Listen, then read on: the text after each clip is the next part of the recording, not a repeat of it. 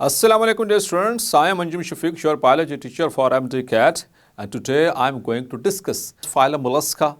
So let's move on.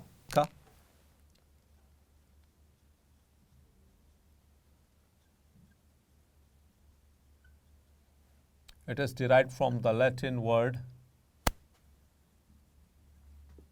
molluscus,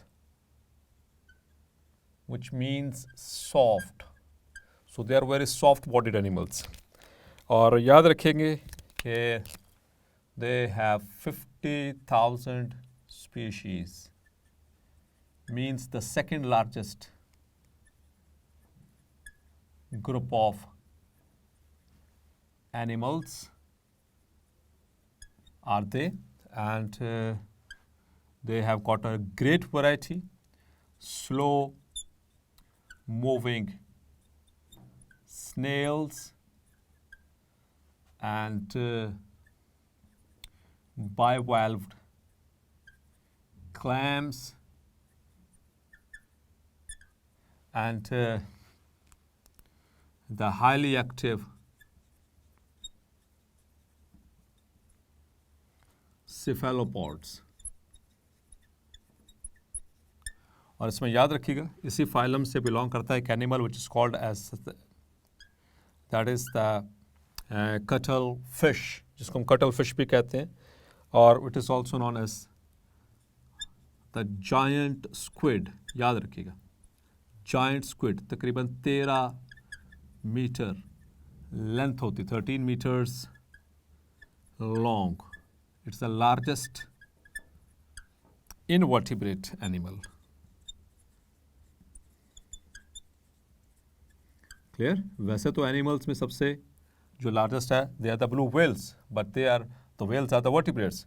so among the invertebrate phyla, so giant squids they are the largest animals. Clear. And they have a variety of habitats. ठीक है, ये पानी में भी रहते हैं, खुश्की में भी रहते हैं. So a lot of habitat they acquire and their body is covered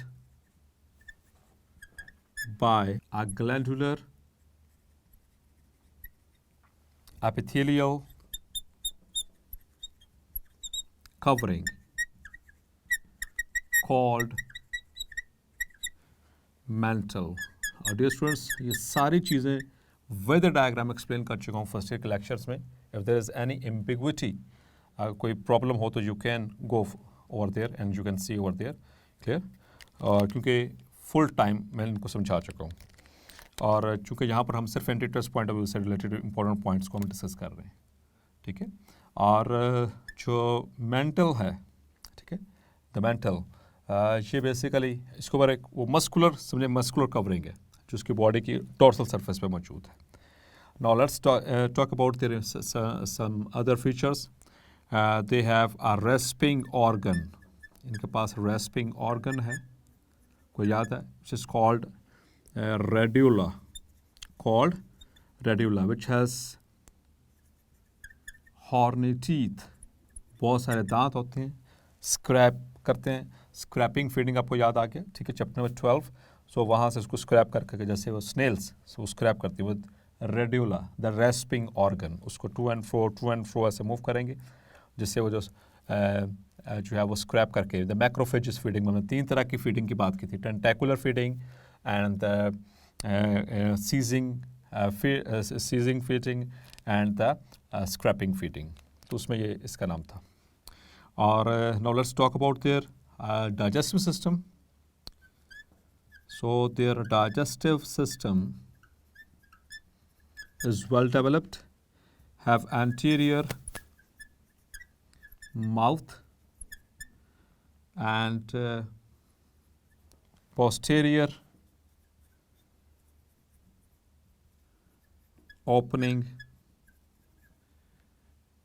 called anus. Okay. And if we talk about the respiration, mostly respire, mostly MCQ के लिए मार्क करें, mostly respire through the gills through gills. But in snails and other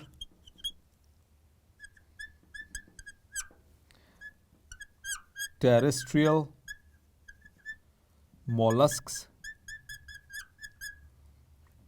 the mantle cavity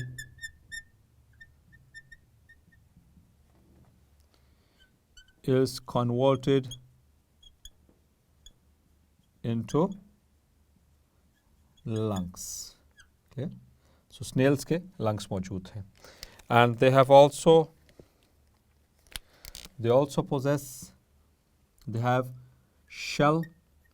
possess shells, which are the organs of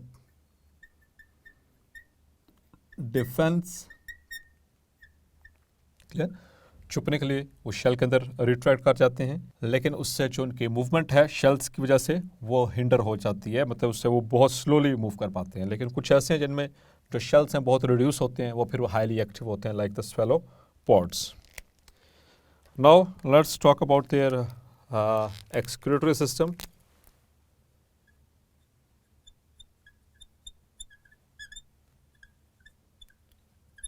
So they have got paired nephridia. They have got paired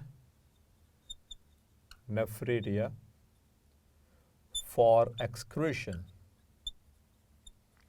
If we talk about their circulatory system,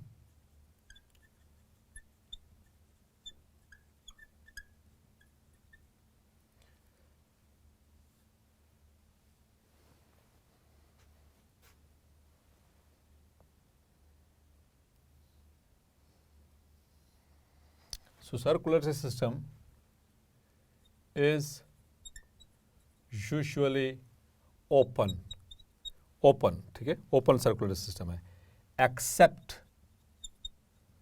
except the cephalopods, उनके अंदर closed circulatory system है, ये सिर्फ exception है, they have closed circulatory system. And they have a blue respiratory pigment,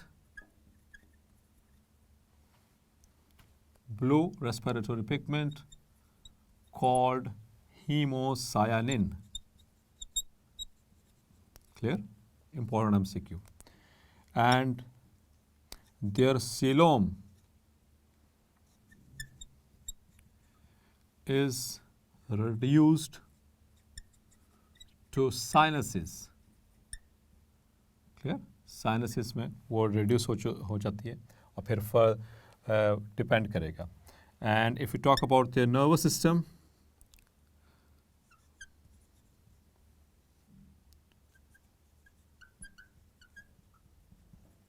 so nervous system, they have got 3 pairs of ganglia lying in head and dorsal visceral mass and ventral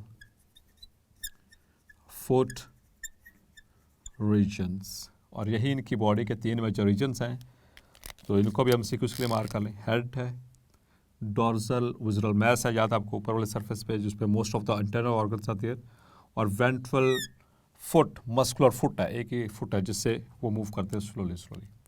clear? And if you talk about there sexes, so they are separate. Sexes are separate among them. Now let us see about some other features related to the classification, the classes of phylum Mollusca. Now dear students, the classes of phylum Mollusca, the first class is Gastropoda. They are totally asymmetrical. कोई पता नहीं sir कहाँ पे, पाँव कहाँ पे, totally asymmetrical. मतलब you can't make them half into equal halves. It's very difficult. So they are asymmetrical. they have one coiled piece of shell in which the animal can retract. जब खतरा हो तो उसमें घुस सकते हैं वापस. ये एक्वेटिक भी हैं और टेरेस्ट्रियल भी हैं. जो एक्वेटिक हैं वो रेस्पायर करते हैं थ्रू द गिल्स, और जो टेरेस्ट्रियल हैं जो खुश्की पे रहने वाले में दे रेस्पायर थ्रू द लंग्स. इनके कॉमन एग्जांपल्स हैलेक्स एस्पर्सा, एमसीक्यूज के लिए मार्क करें. जो कॉमन गार्डन स्नेल होती है उसको हम कहते हैं हैलेक्स एस्पर्सा. इसी तरह से Limax which is known as slug. अच्छा, स्लग एक एक्सेप्शनल केस है यहाँ पर जिसमें शेल नहीं होता, याद रखिएगा, ठीक है. Now the second class is Bivalvia और it is known as Pelecypoda. Pelecypoda ये भी एमसीक्यूज के लिए मार्क कर लें, ठीक है. पीलिसाइपोडा दे आर बायलैटरली सिमेट्रिकल, यानी कि they can be made into two equal halves, into left and right sides of the body.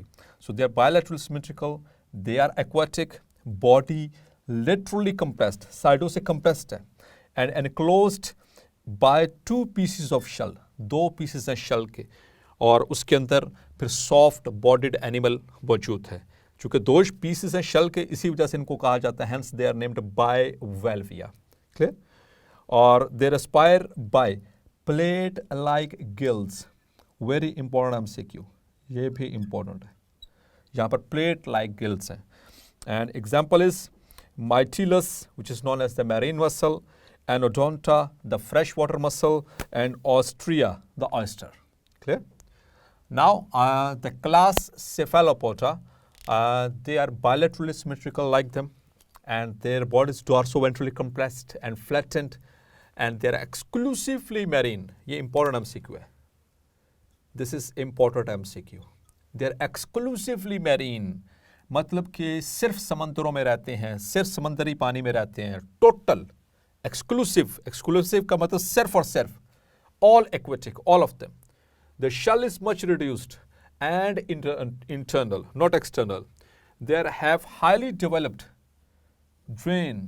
ठीक है, इनके ये हाईली डेवलप्ड होते हैं, इनका IQ लेवल अच्छा होता है, एंड एक्टिव.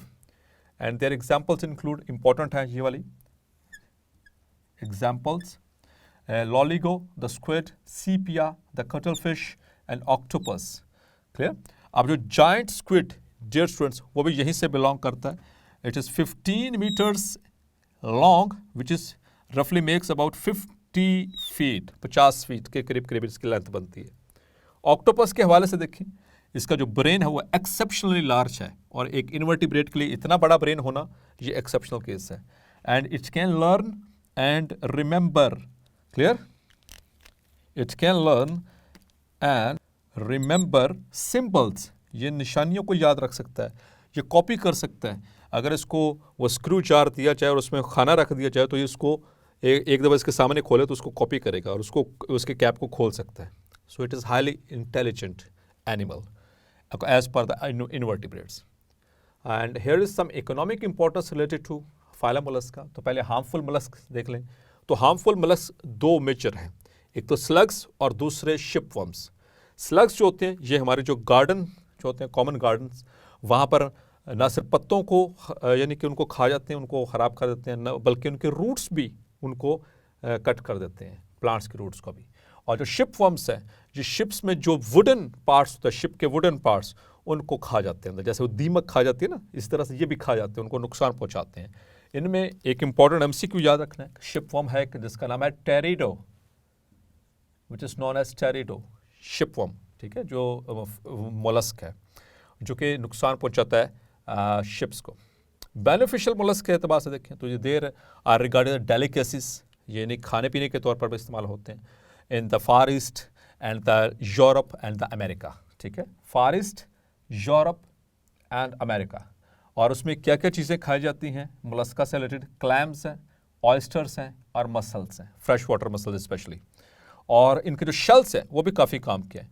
कुछ शेल्स जो हैं जैसे फ्रेश वाटर मसल जो हैं उनके शेल्स वो बटन इंडस्ट्री में इस्तेमाल होते हैं, काफ़ी कॉम्प्लिकेटेड इंट्रिकेट पैटर्न्स होते हैं.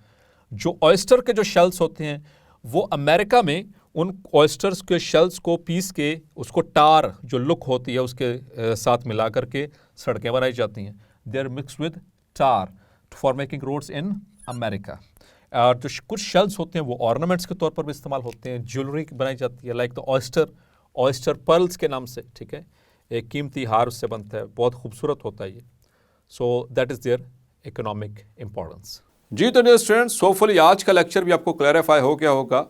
Hopefully there is no question, and if there is question, so you can put your question in the comments box and our subject specialist will answer you soon. And for more MCQs you can consult our app. So अगले lecture तक के लिए अपना ख्याल रखिएगा। अल्लाह हाफिज़।